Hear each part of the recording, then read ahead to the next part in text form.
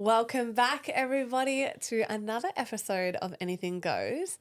And today I am sharing the mic. What do I say? I don't know. I'm just subbing in, apparently. No, I have. What I'm trying to say is that I have the most favorite guest on, my beloved Mr. Bossman, Boss Rhino, Ryan Petricevich. And guys, if you hear that I'm a little bit congested, it's because I am. We're calling it an energetic upgrade because the day we were moving, I got sick. So, and I hadn't done anything yet. I hadn't really lifted a box. I woke up like this. So woke up, got your period, got the fluid all in one. It's like a bang. Can I just say, women are fucking unicorns. We actually are, because I kept saying to Ryan all day, I was like, imagine doing what you're doing today, but bleeding profusely from your vagina. Oh, when we were moving yesterday? Yeah, I was like, I am day one. Oh, he's Sorry. telling me I have things on my lips, on my teeth. So, yes, but guys, basically, the next couple of weeks, the next 4 or 5 weeks, I have some incredible guests, of course, yes, big people, billionaires, deca-millionaires who are huge in the property investment game. I've got the billionaire who's a blockchain pioneer. I have a Bitcoin maximalist who I'm interviewing tomorrow. I also I felt ready to have the DV expert come on, and we're going to talk obviously generally about DV, and you know, it will be a 2-part episode where then I'll have her here sort of unpack my story. But I also wanted to just break it up with us. Just some nonsense, really. Just Ryan and I. Well, and also, baby, because everyone adores you. Well, you've just had a big season. Like, I feel the last, 4 or 5 episodes has been very, busy Intense. for you. Yeah, Yeah. intense, busy. Like, business, investing, trading, and, just needed some nonsense, really. Cue Ryan. No, I actually said to Ryan, there's so much that we can unpack and talk about.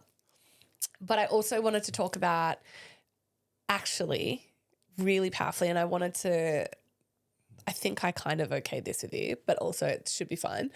But I wanted to talk to you as a guy, just a bro, who had children very young and didn't invest necessarily, but did extraordinarily well for himself. And I tell your story to everybody. I'm always blowing smoke up your ass because Ryan you had kids really young. I'll set it up because then I kind of want to just probe some things with you and pull things out because so many people, yes, I'm bringing on these incredible billionaires and deca-millionaires and people that are doing enormous things. And, the Bitcoin maximalist I'm bringing on, Matt Fraser, he earned like $80 million in e-commerce before he gave all that away to go all in on Bitcoin.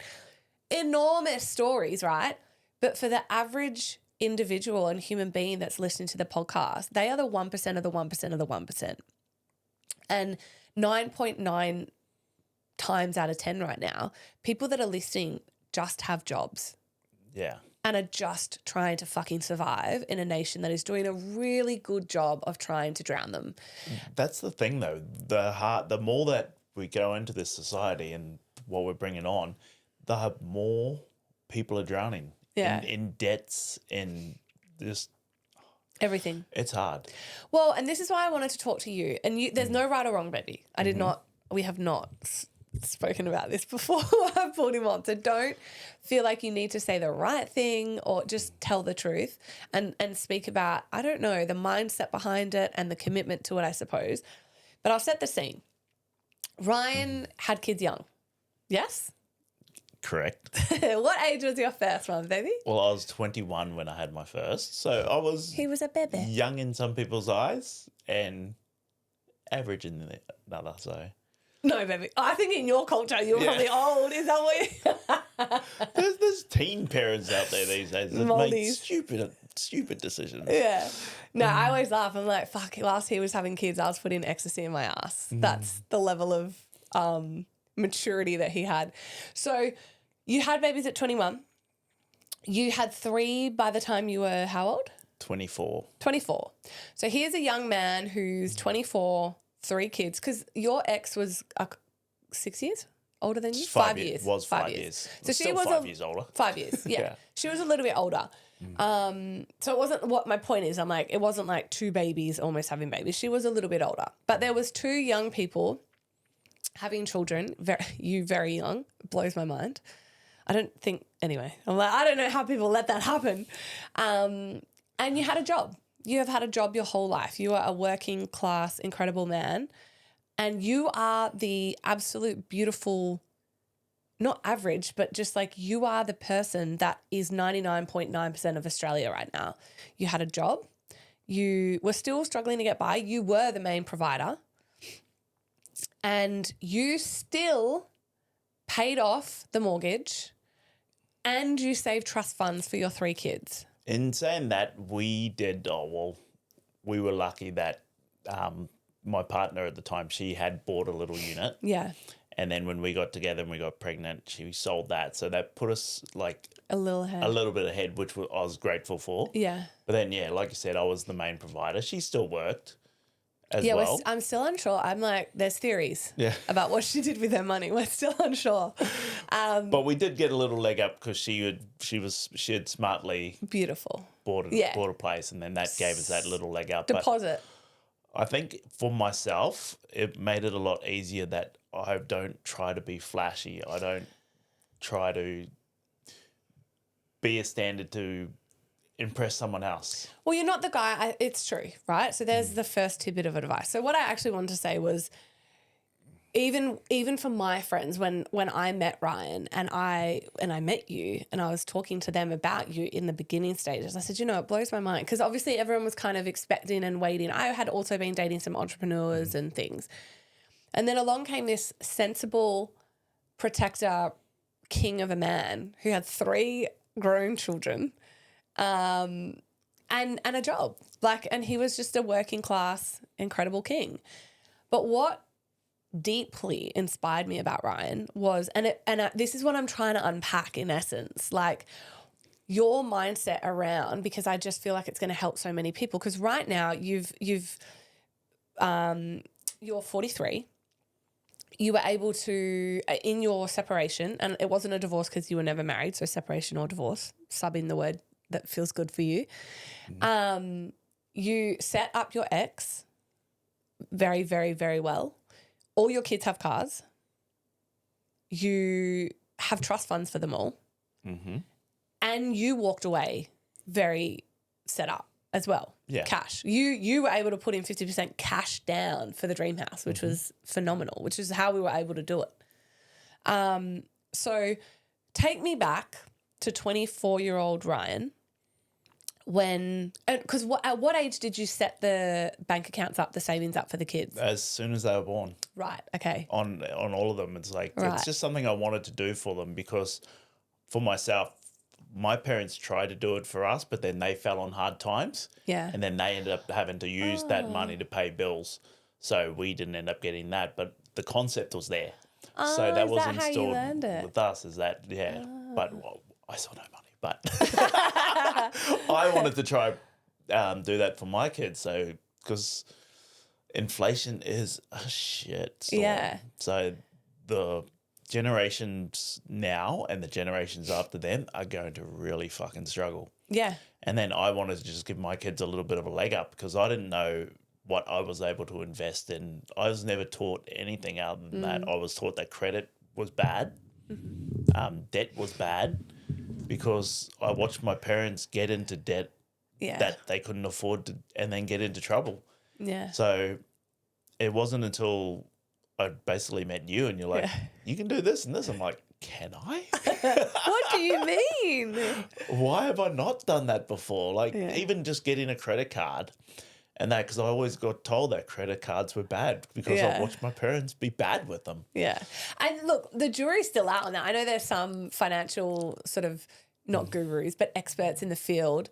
Mel Brown, who I love and is incredible, she's so anti, she's like a real female financial literacy, women empowerment kind of coach. And she demands that women still don't get credit cards, even someone like me, 4 points.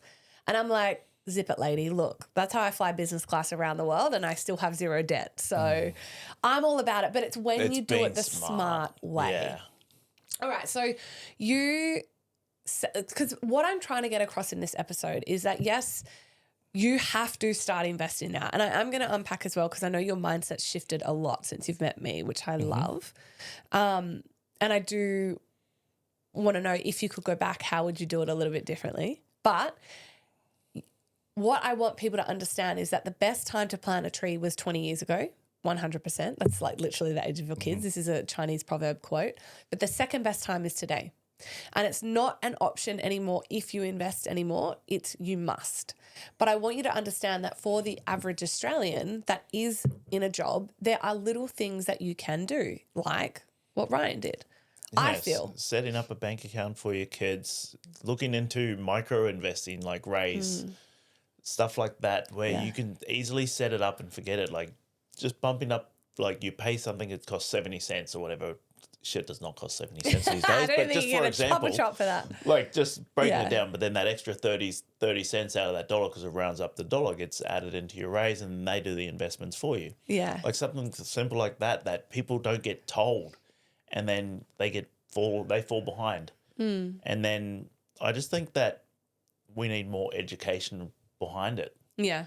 because the rich seem to get richer because they get taught the right ways to invest, and the poor get poorer because they watch generations before them struggle. So they think in order to get around, they've got to struggle. Yeah. And I think as well, it all comes down to you are definitely the average of the 5 people you spend the most time with. And you are also, I heard an incredible quote from, I think it's Morgan Housel, who wrote The Psychology of Money, which is a brilliant book. I've read it like 3 times in the last year. And he says, apparently statistically speaking, and this goes to what, and it's so true what you said. And I'm like, yeah, actually on reflection, I think that is who you are. But he says, if your neighbor wins the lottery, your statistical chance of going broke, bankrupt, is infinitely higher. He says it. It's something like 80% or something. Like it's super high. And I was like, how? Anyway, I looked into it and I found an interview where he explained it. And he said, when your neighbor wins lotto and you start to see him get a new car, buy a jet ski, upgrade the house, rent, like do all these things, you start to try to keep up. Yeah. But you haven't won the lottery. And so you buy things, and this is you are the man that does not, there's the quote that says, people are buying things with money they don't have to impress people they don't like. Indeed. And you've just never lived that way. No. When I met you, you were like debt-free, normal little car. Well, except you. He has a shoe addiction, friends. It's fucked.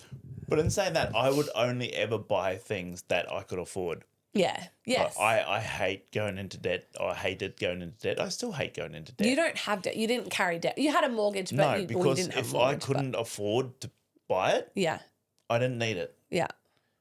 And then unless I needed it, I'd have to save for it. Yeah. Because that's just my mindset. I would never wanted to borrow. Like I haven't got a cent off my parents since I was 14. Yeah. Like I got a part-time job and paid board to stay at home. And then that's just how I was brought up. Yeah. So we had a halfway house. So we ended up so that I'm one of 5. And then from that, we had at any one time, we'd have 1 to 6 other people living in the house because our mates would just come by and hang with us. And because my parents would just treat everyone like family. So our friends would come by and they're like, yeah, make yourself at home. Fridge is there. Move in. I'm not your servant. Fridge is there. Help yourselves. What was the rule though? They weren't allowed to drink Papa Darrell's Coke. Yeah. Don't touch my Coke. I love But then it. when the boys would sneak it, they'd just blame my younger sister. Yeah. Because she was the only girl in the house, so she got special treatment. Yeah. Okay, so you had a job, you still did all those incredible things, all the kids got cars and your ex, set her up, set yourself up, set the kids up, which is incredible. And I will say you did obviously have, and maybe we can unpack this a little bit, like you did have an incredible job in the end. You were paid I an didn't start inordinate. with an incredible job. No, though. and that's so. What was the thought process with that? Were you constantly pursuing that because you knew you had to provide? Well, it was kind of reflected in what I put away. So I started off just putting away $10 a week because that's what I could afford extra. So I'm like, okay. So I'd put, Is this in the kids' trust funds? that was, yeah. So my daughter started off with $10. Yeah. But then as my job got better, it went to $20. Yeah. But I just constantly just set and forget. It's like, okay, I can afford to put that much extra in. So I'd put money into her account, money into my own savings account, and then paid a constant onto, we were rented at the time, but then when we did buy, Yeah. it was a set amount for the mortgage. Yeah. And it was always more than what the minimum was. Yeah. Just to make sure that I got ahead. So yeah. Which you did. anything I could budget, I'm like, okay, I can budget this, put more into the mortgage, I would do that. Mm-hmm. And then allow extra for the kids' savings. Yeah. And then it wasn't much. And then at the end, I was just putting $50 a week in each of the kids' accounts. Yeah. But like you said, I started off in a mediocre job and then progressed. And I was. He worked in a bread factory, friends. I started off actually stacking shelves at Coles. Which I love. Bread. Oh, it was bread. Yeah. It was bread.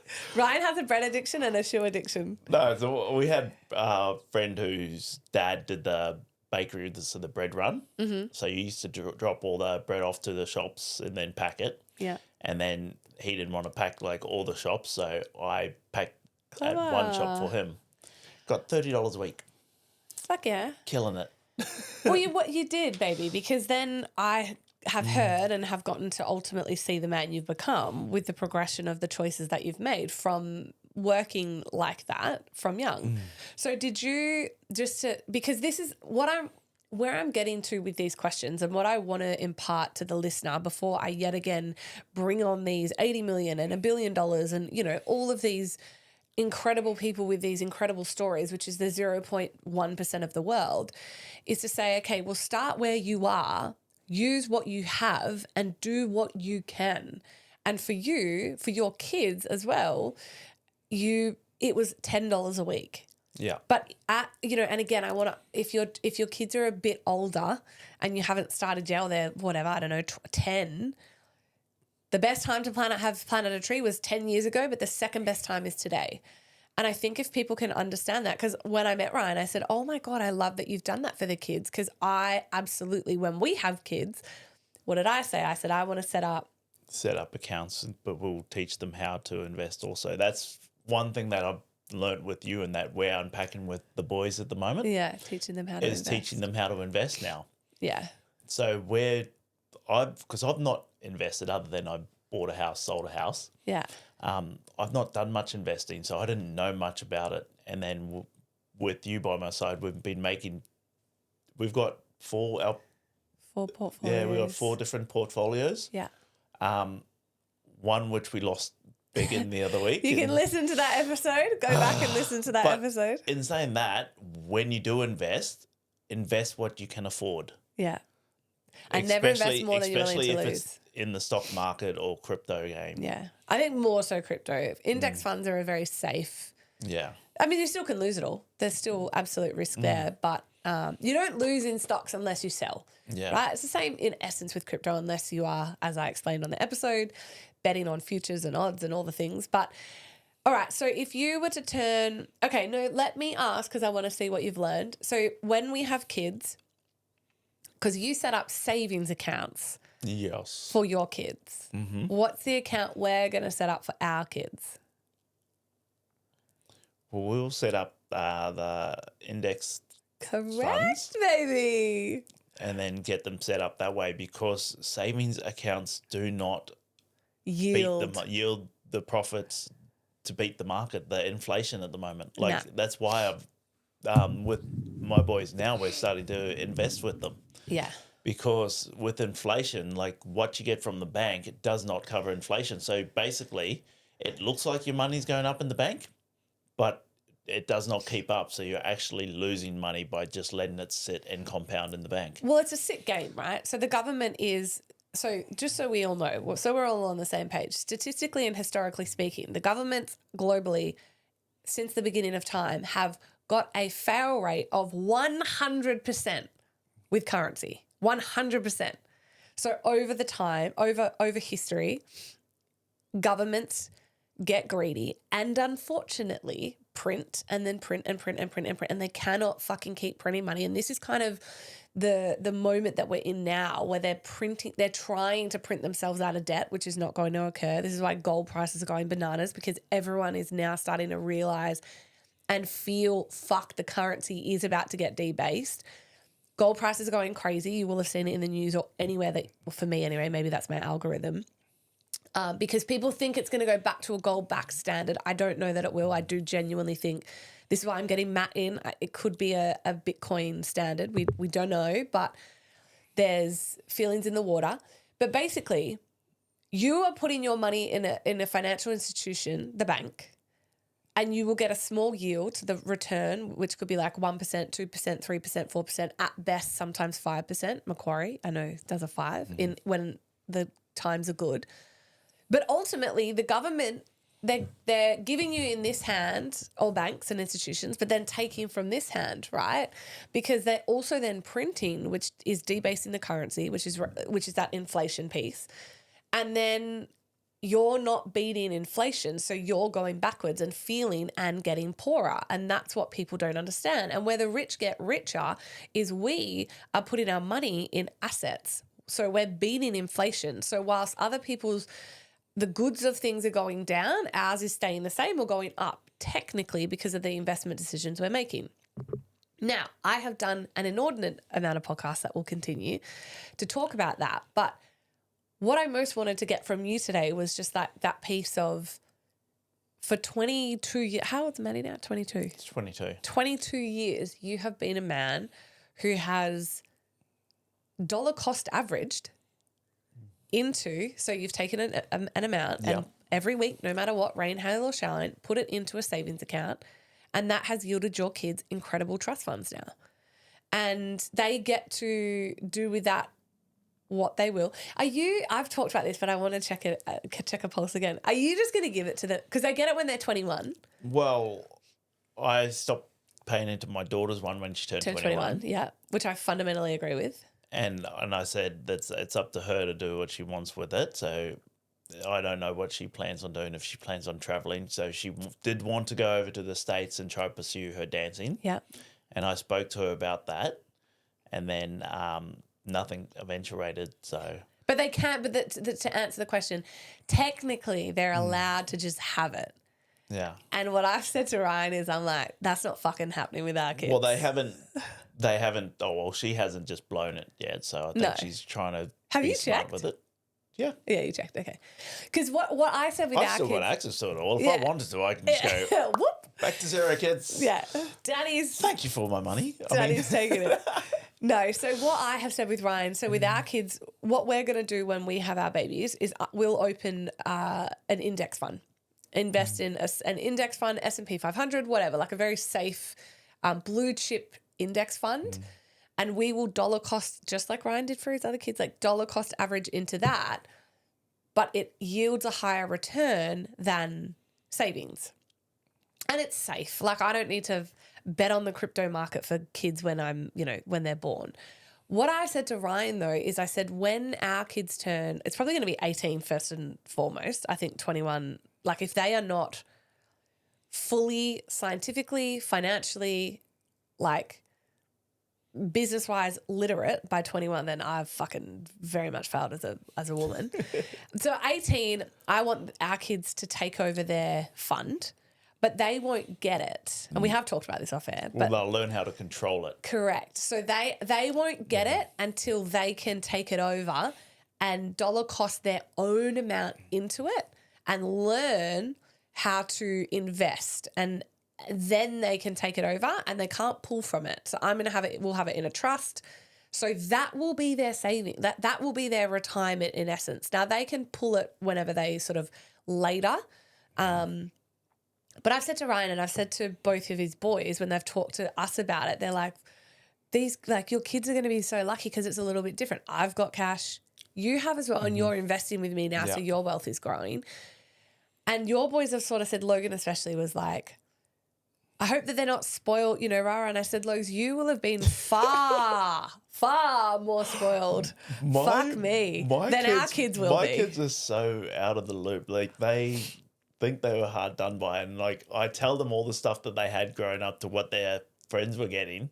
No, because they were spoiled. Yeah, and they're just spoiled like, kids oh, don't. because it was just given to them because I wanted to be able to supply or give my kids the life that I didn't get. Like You I'm fucked saying up, that. man. I had an amazing childhood. You did. Because You I had an I amazing had child. good You had family love. behind me, good friends behind me. Yeah. You had a lot And of then, love. yeah, it was a different era back then. Yeah.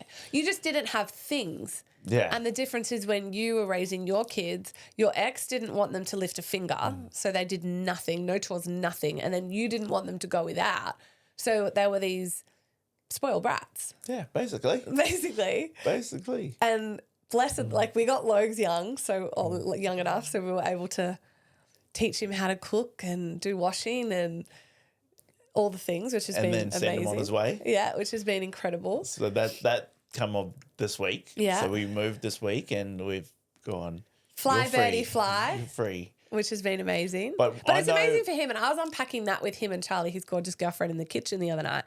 And they were literally saying to me, like, Charlie was like, no, it's so good. Like, we're ready. Like, we're independent. Like, if we're not going to learn, how else are we going to learn? I'm like, girlfriend, yes. Like, that's the mindset. You have to fucking go out in the world and figure it out by yourselves. It's the only way you're going to learn. 6 months ago, I would not have been happy with letting him go. We wouldn't have let him, I don't think. Because I wasn't satisfied. Satisfied, I don't think so. Confident that I'd done enough for him. Yeah. Because I'm like, oh, he doesn't know how to cook. He doesn't know how to clean. He doesn't know how to do this. And then we got there. Since living with us, he's lost 35 kilos. Yeah. He preps all his meals now. He's got himself a decent job. He's got all his savings accounts. No, he's amazing. He's got all his different... he's got all his ducks in order. He's got all of his ducks in a row. He just needs to be a little bit more tidier. But he's 18. No, so the big thing, so this is what I want the everyday person that's listening to this to understand, that if you have kids right now and if you're feeling like you're struggling, or you're like, I don't have $1 million to invest, or I'm not a billionaire that can create a blockchain, or I don't have an e-commerce, who's coming on? Matt, that, whatever. You can start exactly where you are with whatever you have and do whatever you can, which could be $10 a week into raise. If that's all you can afford, $10 is a start. Yeah. You just got to start. Yeah. Basically, you can't just go, oh, I'll do it tomorrow. Start today. Yeah. So when you fell on hard times, because I don't think you really fell on hard times because you were such I don't know. I don't think so. I think you were always. When I was just with Maddie. Yeah. So I was working, but I wasn't full time. So I was 20 at the time. Oh, 21. Yeah. So I was 21. It was her first birthday. Okay. I went and played rugby and dislocated my knee. Oh, was that on her first birthday you did that? Yeah. Oh, her first birthday party. Okay. So I woke up early, went and set up the park. And then had the party, and then where we set up the area was like right next to not right next, it was like a 10-minute drive from where I was playing rugby that day. Yeah. And I was like, looked at the time, like, I can still make the game. Snuck it in. Yeah, of course. Went there, played the first half, and because I'd eaten all day, it was just lots of food. Halftime, I'm like, I'm going to be sick. And then the coach hit me up and he's like, are you good for 10 more minutes? I'm like, oh, yeah, I guess so. Star player. And literally like 9 minutes into the second half, went to make a tackle, blew my knee out. That's the bad one, hey. They're both bad, baby. Bad, yeah. But, and then in saying that, we were actually lucky in that time that because I was saving, because we were trying to save for a deposit on the house. Yeah. So we had money saved, but I wasn't on a full-time job, so I didn't have sick pay. I didn't have income protection. Yeah. So when that happened, we ended up having to burn all our savings because Leanne wasn't working at the time either. Yeah. So we ended up having to burn all the savings just to keep a roof over our head and food on the table. Yeah.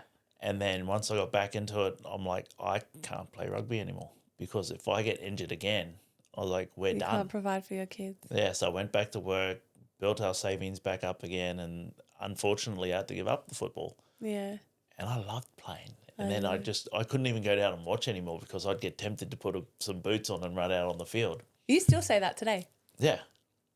Like I can go down and watch the kids because it's junior league and it's like that. But going down and watch the park and going to watch like some boys my age go play, I'm just like, I reckon I can still play.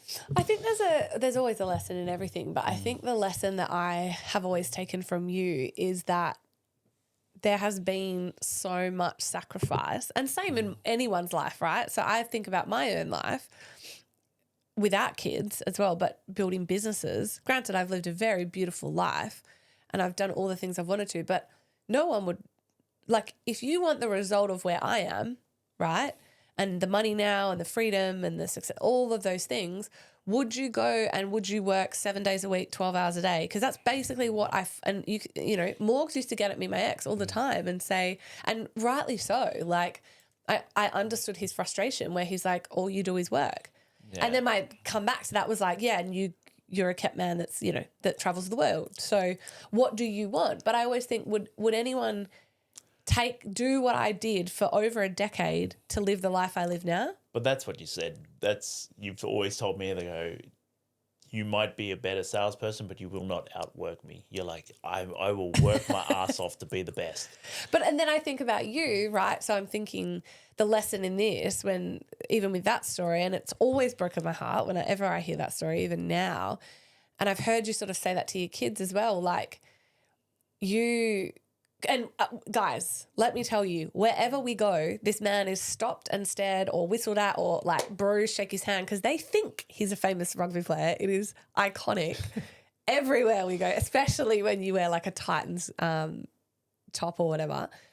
But you did have to give up your rugby career because you had a family. Yeah. You fundamentally did. And that decision also put you ahead in life. Because in essence, you know, yes, you could have been you would have been a rugby star and all the things, but in essence, it also set your 3 kids up, it set your ex up, and it set you up. So I think that often so many people want the taste of that thing, the freedom, the money, the success, the whatever, but they're actually not willing to make the really hard decisions. And maybe it's a huge sacrifice in the short term for a lot of long-term gain. And that, I think, I know for us, and, you know, I talked about it on last week's podcast where we took that 30K hit in minutes with our positions got liquidated. And obviously we're getting it back now and it's amazing. So hooray. That was not expected. No, that's definitely not expected. That was news we got this week. But can I also just say that comes from frickin' investing in the best of the best of the best companies. Yeah. Because they're doing that for us. But the point is, you know, we're willing to lose that. Right? So again, it's putting yourselves in those positions to be like, okay, well, I'm going to risk the biscuit to earn the biscuit. Yeah. Or I'm going to make that sacrifice, which was life-changing for you. You literally had to give up your career, your rugby career to keep a roof, which I so respect. And you did because you had kids and sorry, but and that's too bad. what was so good with our situation and where we sat. Like we took that massive hit. And we both looked at each other and we're like, well, what could have we done different? And it's like, there was nothing we could have done to save that. We just got to take it, move on. Oh, well, we said we could have put it in stocks. I said to you, well, we could have put it in blue chip stocks and, you know, the market could have taken it. It did. Billions of dollars, deca-billions of dollars that day. Yeah, but it was the risk would have we come took. back. Correct. It was the risk we took. So we took that risk in that, but we were willing to, we knew what we were getting into. So we knew that if it come down to it and we lost that, it was not going to affect us too dramatically. That it doesn't change our day today. We were going to go, that's going to end us. Yeah, no. You'd never go anything too much where if you lost it, it will end you. Yeah. Here's some advice. Which unfortunately happened with so many people. So many people. They over-leveraged themselves, and I heard a statistic that over 2,000 traders ended up killing themselves after that. Yeah. I think we don't know how there is, that statistic is out there. I'm not sure. But it was the worst. It was actually the worst crash in history to this day. And you think about, was it the 1920s when the last worst crash and people were jumping out of Wall Street windows. Yeah. And I suppose today that's done because it's, more online. People are, tragically, quietly topping themselves. But I have a question for you that's come up as we're talking. Yes. What would you say to people? What would you say to women predominantly?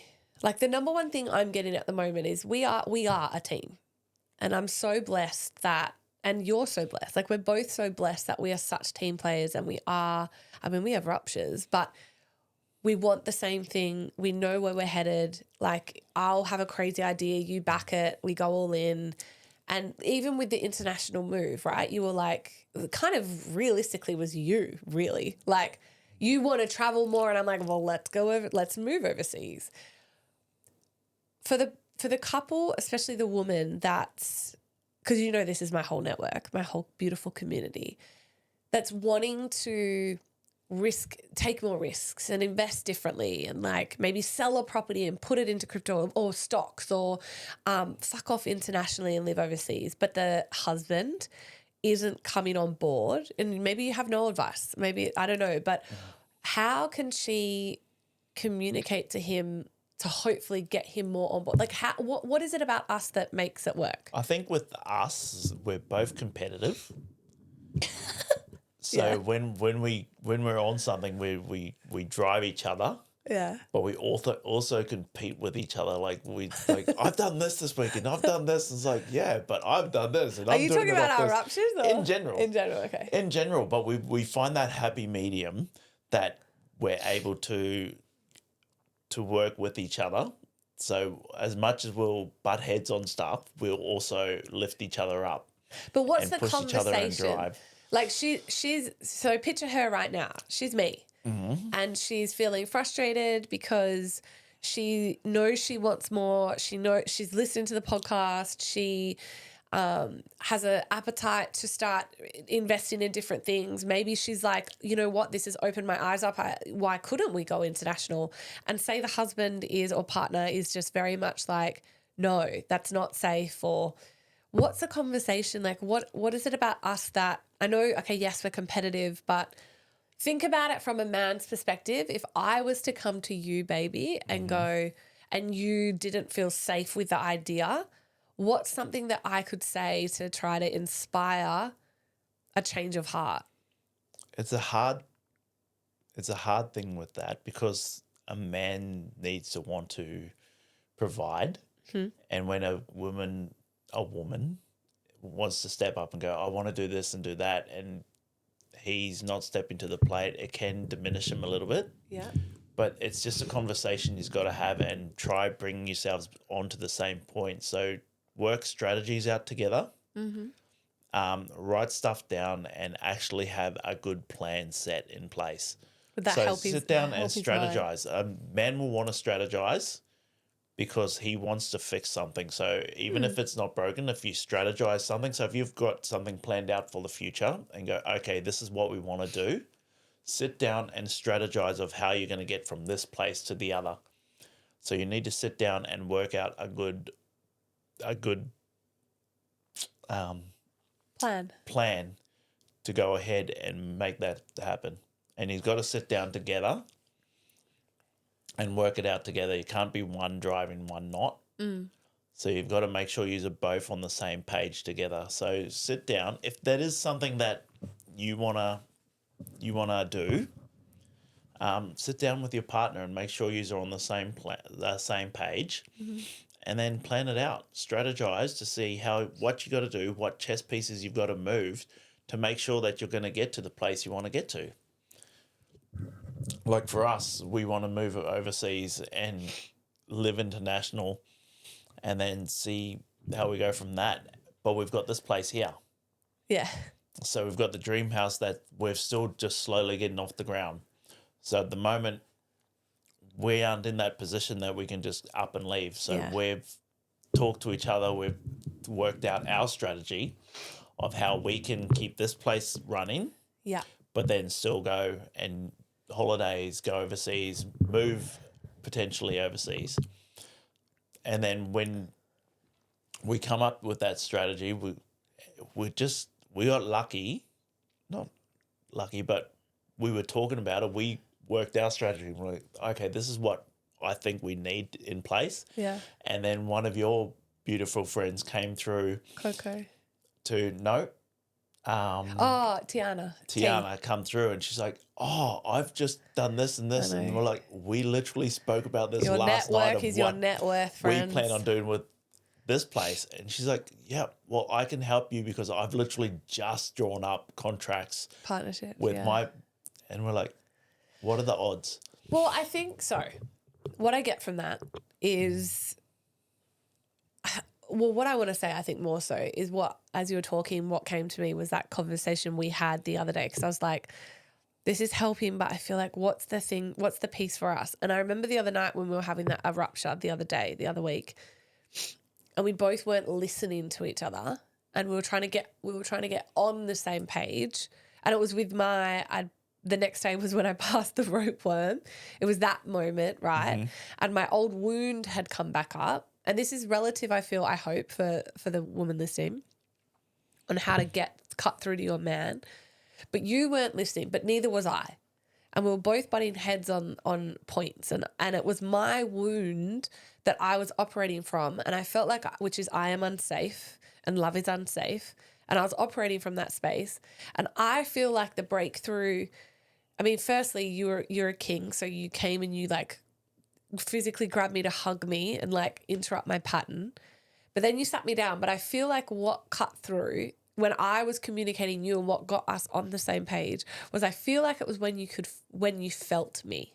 Mm-hmm. And I watched you soften and I watched you listen and I watched you change when I actually stopped trying to talk at you and tell you what was wrong and rah. And when I actually just said, baby, I'm just scared. I've spent a lifetime, feeling like I'm unsafe and I'm just scared that that's going to happen again. And so I rupture it before it happens. Like I was just so radically fucking honest, but in a very vulnerable, soft state, instead of telling you what was wrong and telling you like, this is what you're doing wrong or this is da-da-da-da-da. And I just watched you get emotional and like the masculine finally felt the feminine and it was like, oh. It's because I come to the realization, I'm like, why am I arguing with you? I love you. Yeah. This is dumb. This is pointless. I was like, I know we've got our points, but I think we both want to get to the same point. Yeah. But we're just going around the wrong way. But that's what I'm thinking for the woman, because I'm getting it. This is like the most frequently asked question that one of in my inbox right now is like, Anna, I'm on the vibe. I agree with what you like. I want to make these changes and choices, and I want to invest, and I want to change it out. Maybe like a lot is like, I'm starting to think they want to sell like the principal place of residence, or, but they're like, my husband just will not get on board. And I hear what you're saying. He needs a strategy and a plan, but I also think from my perspective, it's almost like he needs to feel you. Not just hear you. And he needs to feel where that's coming from a vulnerable space and not a blame space and not a nagging space, but this is how I'm feeling. And it would mean the world for me if we could try to find the mutual ground where we both feel good about this and put a plan in place where this could work for us both, that you feel safe and in control and I feel whatever free or whatever else it is true for you. I think it's dynamics with the masculine and feminine as well, that the masculine, when he's comfortable and everything's flowing, he just wants to stay in that flow. So if he's got a job that's paying the bills, we're living in a house and everything, and we're comfortable. It's like, don't fuck that up for me. Yeah. Like, it's like, why do I need to change when everything's flowing and it's working well? But then you got the firecracker woman that comes through and goes, yeah, this is working well, but let's burn it all to the ground. Let's try something new, because the women, it's not we get bored. Yeah. They don't like being complacent. No. They want the drive. That's why women are toxic and want to get with the bloody bad boy. Because they want the drama. Wound. Yeah. Well, they want the drama, and that's why women will make arguments out of nothing because they need the drama. They need life to emotional be going like instability. this. Correct. Where a man, he likes this. we're working, we're going good. Woman's like, okay, If you're listening, we're down. But that's also because of your guys' cycle. Yeah. Because you women, Ladies, are so used to that cycle of I'm up, I'm down, I'm up and down. Where a man's cycle is just in the morning I've have got testosterone. a wood. In the afternoon I die off, and then in the morning I wake up and I'm all good. Yeah. So we're used to that ride and that familiarity. Yeah. And then, for women it's different. So you just got to make sure you're on the same page, have a conversation, work out a plan, work out a strategy, have your, what do you always say to me? The ending in mind. No? Begin with the end in mind. Yeah, begin with the end in mind. So know where you want to be and then work out a plan to get there. Do you like that do it together. That's the thing? Yeah. Yeah, cool. That's interesting feedback. Yeah, because I do always say that. And so I go to Ryan, oh, that's interesting. Because I do live like that. So if I go to Ryan, I'm never going to Ryan like with a fairy, like, this is what I'm thinking. I'm like, hey, this is the end game. This is what I'm thinking that's going to get us there. It burns most things to the ground. Yeah, we have to rearrange everything. And she's like, this is what I've seen. This is what I want. I was like, is this what we want? I think that's such a good point though, because you can see the end then, and that's the strategy. So then you have to, because I'm like a visionary. I'm the oracle, like I'm the seer, but you're the doer. Like, so I've got the vision and then you make it happen. And I think as well there's something in that with the dynamic, because you got to trust as the feminine. So maybe the question is, when you ask me that, when women are like, I want more from my husband, give him your end. Tell him where you want to be. So give him something to strive to. Yeah.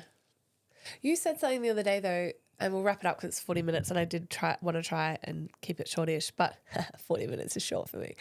But you were saying how men, or maybe you sent it in a reel, but you were like, this guy slaps. Like, and it was basically like women, it's like women feel disconnected, but ultimately it was like the masculine will stop trying when he feels like he's just going to fail.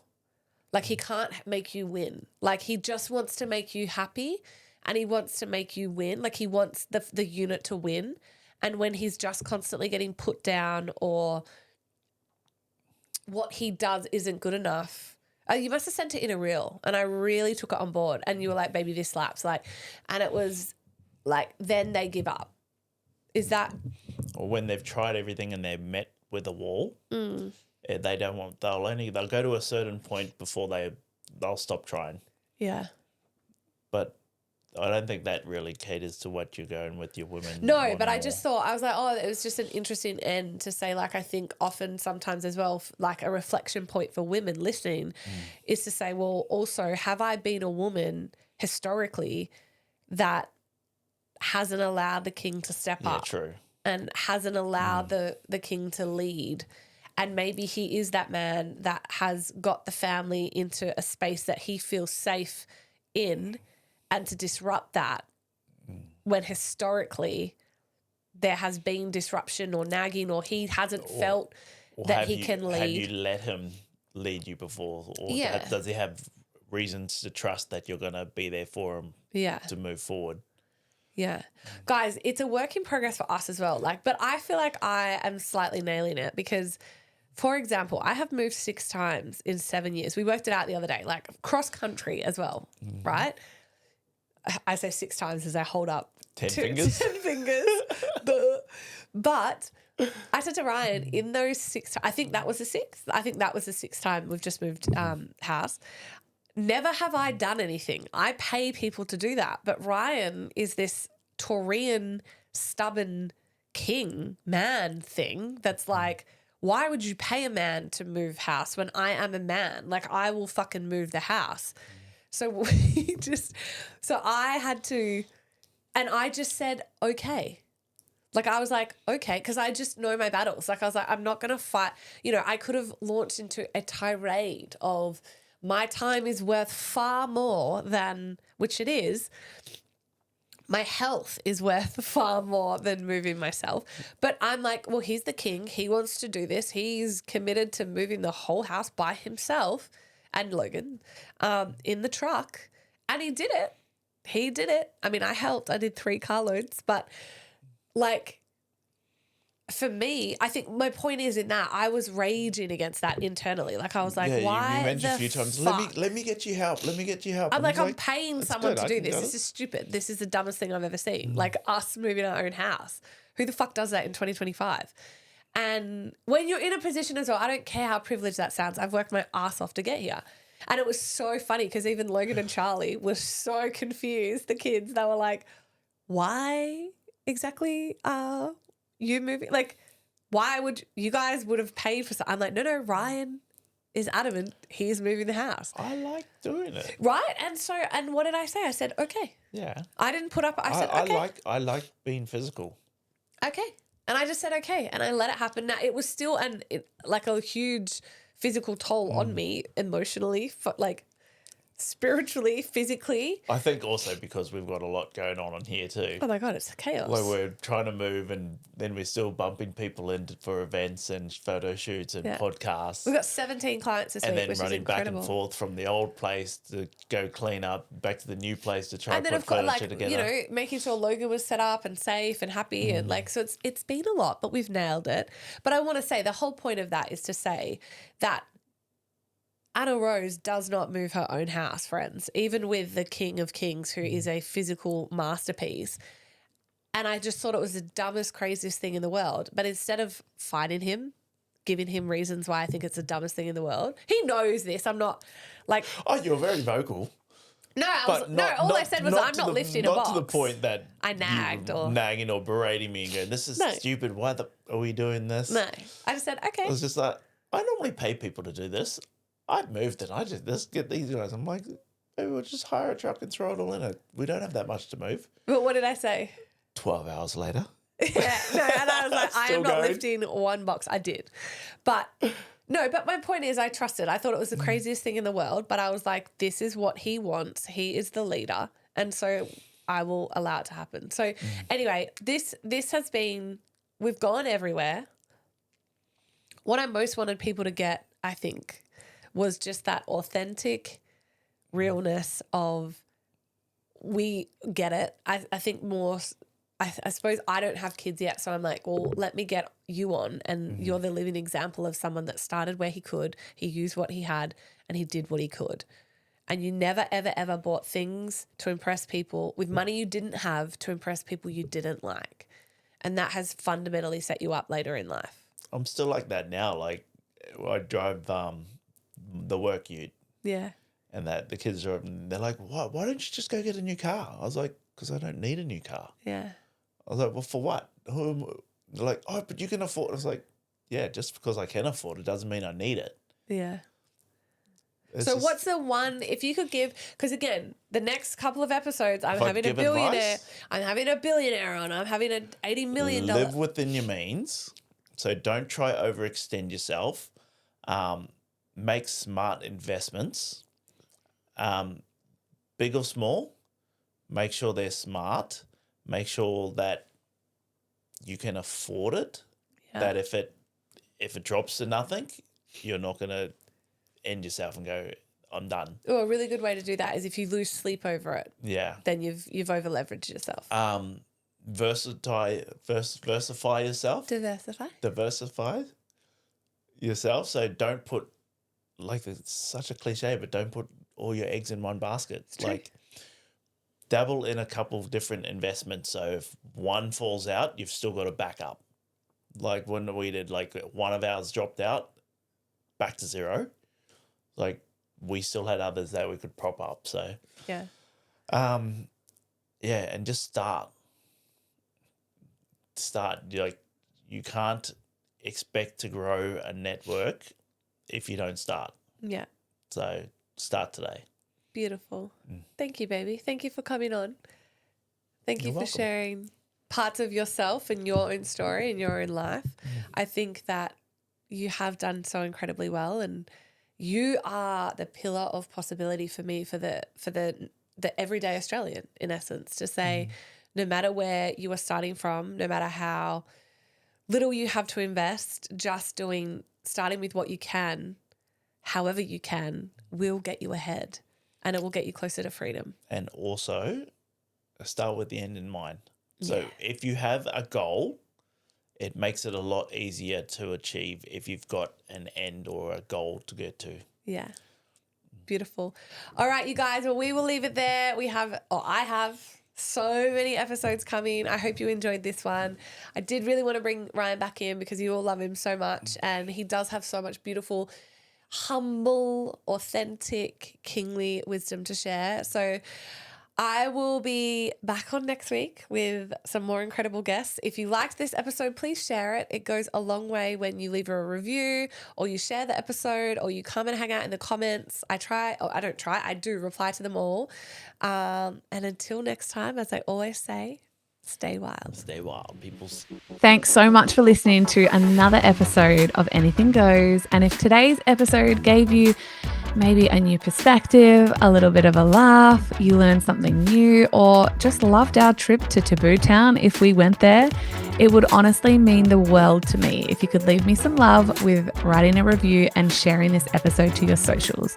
You have no idea how much that helps my little podcast get out in the world. If you love what you gain from these conversations weekly with me as well and want more than just listening in, come and join my inner circle. It's my monthly mastermind where for just $47 a month, the real magic happens. You get me up close, no filter, live coaching. And if you get what you get from this free podcast, imagine what you get in a paid container. Links are in the show notes, friends. And until next time, stay wild.